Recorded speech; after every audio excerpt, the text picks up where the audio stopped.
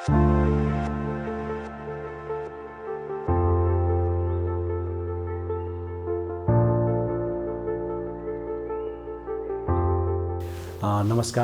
म सुभाष खतिवडा।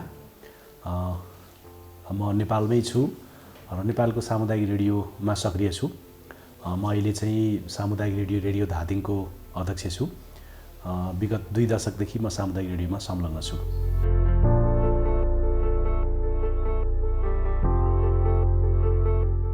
नेपालमा सामुदायिक रेडियोको अभियान थालनी भएको सन् 1997बाट हो। त्यो हिसाब गर्दाखेरि झन्डै 3 दशक पुग्न लाग्यो।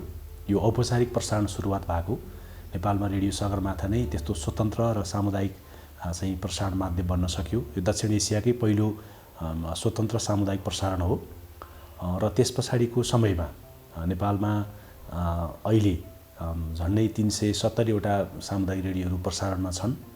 ती सामुदायिक रेडियोहरूले विभिन्न भाषा भाषी क्षेत्रको प्रतिनिधित्व गर्दै समुदायलाई सुसूचित गर्ने, समुदायलाई शिक्षित गर्ने काममा चाहिँ नेपालका सामुदायिक रेडियोहरू लागिरहेका छन्।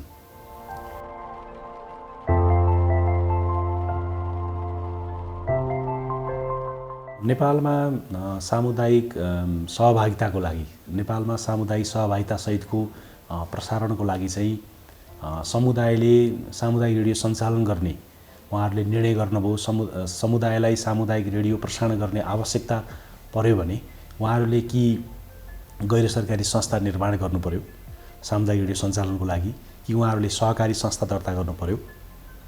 सहकारीमा आबद्ध भएर पनि सहकारी संस्थाले नेपाल सरकार समक्ष रेडियो प्रसारणको लागि इजाजत पत्र प्राप्त गर्नको लागि निवेदन दिनुपर्छ।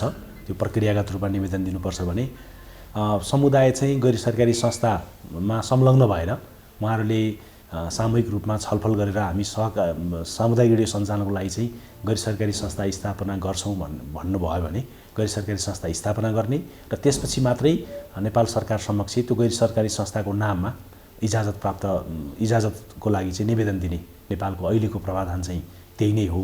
समुदायको सहभागिता सुनिश्चित गर्ने भनेको त्यही सहकारीमा आबद्ध हुने, त्यही गैर सरकारी संस्थामा आबद्ध हुने, जति पनि त्यसमा आबद्ध हुन सक्ने नेपालको नियम कानुनले कुनै अवरोध पुर्याउन सक्दैन, त्यो अवस्था छ।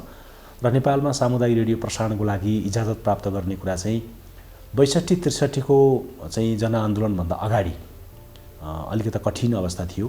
सीमित रेडियोहरूले मात्रै इजाजत प्राप्त गर्ने अवस्था थियो। सरकारले इजाजत दिने कुरामा केही चाहिँ कठिनाइहरू थियो। सरकारको सबैलाई उसले चाहिँ इजाजत दिने अवस्था थिएन। तर पछिल्लो समय 62-63 को आन्दोलन पछाडि चाहिँ नेपालमा सामुदायिक रेडियो स्थापना गर्नुहोस् अथवा स्वतन्त्र रेडियो स्थापना गर्नुहोस् त्यति कठिनाइको सामना गर्नु परेको छैन। धेरै ठाउँमा नेपालका सामुदायिक रेडियोहरू अहिले प्रसारणमा छन्। धेरै फैलिनुमा यो सङ्ख्यात्मक वृद्धिको लागि पनि सरकारले सामुदायिक रेडियो होस् अथवा अरू व्यावसायिक रेडियोहरूको इजाजत दिने कुरामा चाहिँ धेरै ठुलो चुनौती चाहिँ छैन। भलै त्यसको दिगो व्यवस्थापनको चुनौतीहरू छन् हैन। त्यसले गर्दाखेरि समुदायको स्वामित्वमा, समुदायको सक्रियतामा, समुदायको नेतृत्वमा रेडियो स्थापना गर्ने, सञ्चालन गर्ने कुरा चाहिँ कानुनी हिसाबले त धेरै जटिलता छैन अहिलेको सन्दर्भमा। सामुदायिक रेडियो नेपालको यसो हामीले गहिरेर हेऱ्यौँ भने महिलाहरूद्वारा सञ्चालित सामुदायिक रेडियो पनि छन्, दलितको अग्रसरतामा सञ्चालन भएको सामुदायिक रेडियो पनि छन्, जनजातिहरूको मात्रै पहलमा अग्रसरतामा चलेका रेडियोहरू पनि छन् हैन।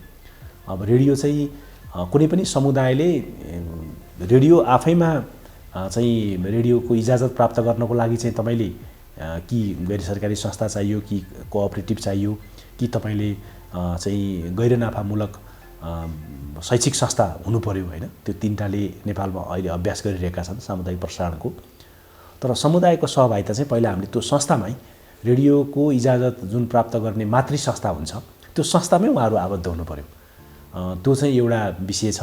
तर नेपालको कानुनले यतिजना चाहिँ समुदायको सहभागिता नभइकन हामी चाहिँ सामुदायिक रेडियोको इजाजत दिँदैनौँ भन्ने कानुन चाहिँ नेपालमा अहिलेसम्म छैन। हामी कानुनी प्रक्रियाको लागि पनि सामुदायिक रेडियोको प्रसारणको लागि चाहिँ राम्रो कानुन बनोस् भनेर विगत झन्डै 2 दशक, 2.5 दशकदेखि हामी त्यसको पनि सरकारसँग हामीले माग गरिरहेका छौँ, सरकारलाई दबाब पनि दिइरहेका छौँ। तर त्यो कानुन नआएको हुनाले यति नै समुदायको सहभागिता भएपछि मात्रै रेडियो सञ्चालन गर्ने भन्ने स्पष्ट विधि चाहिँ छैन।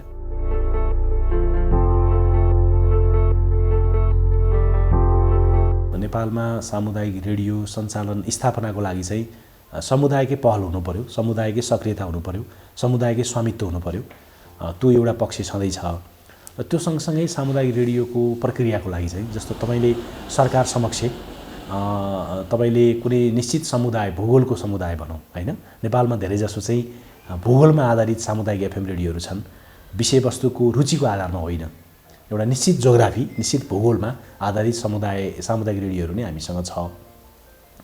र उहाँहरूले चाहिँ इजाजतको निम्ति कति वाटको रेडियो लिने हो भन्ने कुरामा कति खर्च लाग्ने भन्ने कुरा निर्भर हुन्छ। तपाईँले सानो वाटको 50 वाटको रेडियो स्थापना गर्नुभयो भने खर्च पनि कमै लाग्छ। तपाईँले अलि ठुलो 100 वाटको स्थापना गर्नुभयो भने खर्च अलि बढी लाग्छ। होइन म 250 वाटको अथवा 500 वाटको रेडियो स्थापना गर्छु भन्नुभयो भने खर्च बढ्दै जान्छ।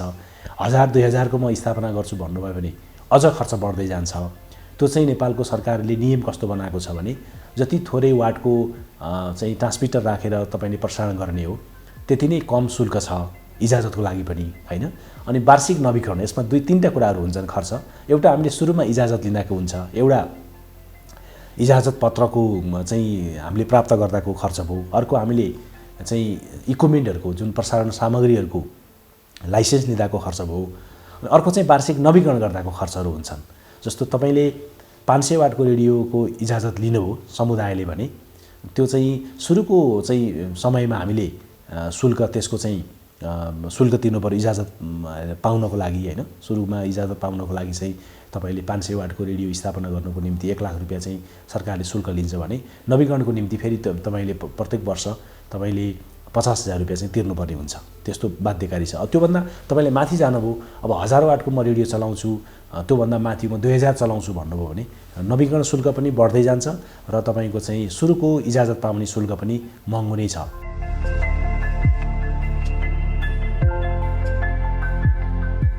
यो पक्ष महत्त्वपूर्ण छ नेपालको सन्दर्भमा हैन। अब सबभन्दा महत्त्वपूर्ण कुरा भनेको सीमान्तकृत समुदाय, नेपालको सन्दर्भमा सीमान्तकृत भन्दा दलित पनि पर्नु होला, सीमान्तकृत महिलाहरू पनि हुनुहुन्छ, सीमान्तकृत भूगोलमा बस्ने पनि हुनुहुन्छ, भूगोलको हिसाबले पनि छ, भूगोलको हिसाबले विभेदहरू पनि छन् हैन। तर सामुदायिक रेडियो नै उहाँहरूको निम्ति नै हो।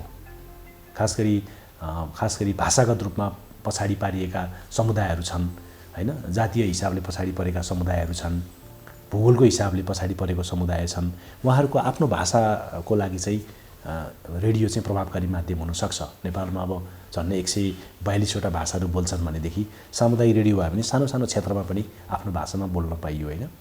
त्यो सहभागिता चाहिँ उहाँहरू आफैले अनुभूति गर्नुपर्छ।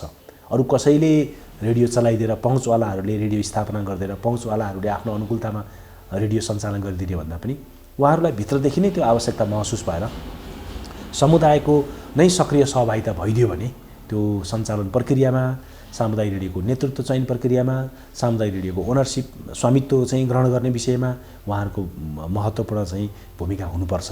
नेपालमा त्यो अझै गहिरेर हुन सकेको छैन। त्यो हामीले चाहिँ नेपालमा सुधार गर्नुपर्ने एउटा महत्त्वपूर्ण पाटो चाहिँ वास्तविक समुदायको स्वामित्वमा चाहिँ रेडियो हुनुपर्ने एउटा विषय छ। र उहाँहरूले आफैले त्यो समुदायले कहिलेकाहीँ चाहिँ इजाजत लिने त्यो खालको उहाँहरूसँग जनशक्ति पनि नहुन सक्छ हैन। त्यो पनि एउटा चुनौती चाहिँ छ। यद्यपि त्यसमा अहिले स्थानीय सरकारहरू पनि आयो, उहाँहरूसँग पनि समन्वय गरेर समुदायले आफ्नै खालको चाहिँ आवश्यकतामा यस्तो चिजहरू गर्ने अनि समुदायले सञ्जालहरू निर्माण गर्यो भने पनि नेपालमा त्यो चाहिँ हामी रूपान्तरण गर्न सक्छौँ। त्यो एउटा अवस्था अर्को पाटो पनि छ। र खास गरी भूगोल, अब हिमाली भूगोल भयो, अरू पूर्वाधारको पहुँचभन्दा बाहिर रहेको समुदायको चाहिँ व्यक्तिहरूलाई जस्तो उहाँहरूले पत्र पत्रिका पढ्न नसक्ने अवस्था छ, टेलिभिजनको पहुँच छैन, कतिपय ठाउँमा अहिले पनि विद्युत पुगेको छैन, तपाईँ विद्युत नपुगेपछि इन्टरनेट त्यहाँ पुग्ने कुरा भएन। त्यस्तो एकदम सीमान्तकृत समुदायको निम्ति पनि रेडियो चाहिँ एकदम सरल पनि छ हैन। त्यसमा राज्यले नै पनि सहयोग गर्नुपर्ने, समुदायको सबलीकरणको निम्ति, समुदायको सशक्तिकरणको निम्ति त्यस्तो क्षेत्रका समुदायलाई राज्यले पनि सहुलियत दिनुपर्ने, जस्तो इजाजत चाहिँ निःशुल्क गर्ने, रेडियो स्थापना गर्न पर्यो भने केही अनुदान दिने, जनशक्ति निर्माणको निम्ति राज्यले नै पनि सहयोग गर्ने वातावरण बन्यो भने हाम्रो चाहिँ यो नेपालको जुन विविधता छ, नेपालको जुन बहुलता छ, त्यो अनुरूपको हामीले प्रजातान्त्रिक अभ्यास पनि अवलम्बन गर्न सक्छौँ। तलदेखि नै नेतृत्व विकासको पनि एउटा अवसर हुन्छ भन्ने मलाई लाग्छ।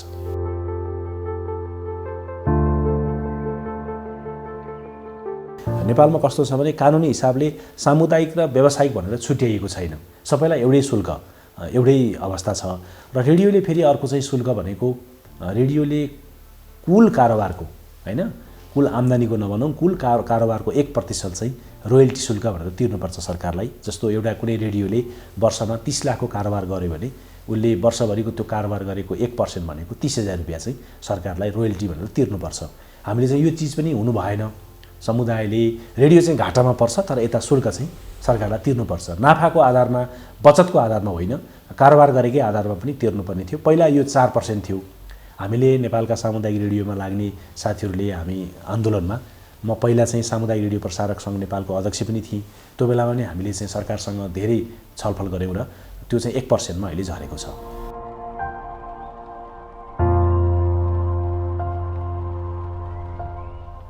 मुख्य कुरा चाहिँ नेपालको आफ्नै पनि कस्तो खालको संस्कृति हो भने नि सरकारको सहयोग बिना पनि हामी कहाँ कयौँ मठ मन्दिरहरू बनेका छन्। सरकारको सहयोग बिना पनि कयौँ ठाउँमा हिजो सार्वजनिक पुलहरू बनेका छन्। सरकारको सहयोग बिना पनि कतिपय ठाउँमा ठुला सिँचाइहरू निर्माण भएका छन्। समुदायले आफ्नो लागि आफैले मेहनत गर्ने, समुदायले आफ्नै श्रम सिप प्रयोग गरेर नेपालको त्यस्तो खालको समुदायलाई आवश्यक अत्यावश्यक भएको चिजहरू निर्माण गर्ने हिजो हाम्रो परम्परा हो होइन। जस्तो कतिपय नदीहरू तर्न नसकेको ठाउँमा डुङ्गा समुदाय आफैले बनाउँथे। त्यो सरकारले ल्याएर डुङ्गा बनाइदिने होइन होइन। त्यस्तो अभ्यासबाट हामी हुर्केको हुँदाखेरि समुदायले त्यो हाम्रो हिजोको संस्कारलाई अलिकता अवलम्बन गरेर कहिलेकाहीँ सरकारले असहयोग गर्यो अथवा सरकारबाट केही सहयोग पाइएन भने पनि यदि आफूलाई आवश्यकता हो भने समुदायको त्यो विविधतालाई प्रकट गर्ने होइन समुदायको सामुदायिक विकासको निम्ति समाजको रूपान्तरणको विकासको निम्ति चाहिँ समुदाय आफैले त्यो चाहिँ एउटा पहल प्रयत्न गर्नुपर्छ। त्यसो गर्न सकियो भने समुदायको एउटा कुरा त अरूको मुख ताक्नु परेन। आफ्नै सवाल आफ्नै पहलमा स्थापित भएको सञ्चार माध्यमले गर्न पाउने अवस्था बन्छ होइन। त्यो एउटा चाहिँ नेपालले एउटा विशिष्ट खालको हाम्रो संस्कृति पनि भयो भने त्यो अलिअलि हराउन थालेको छ अहिले।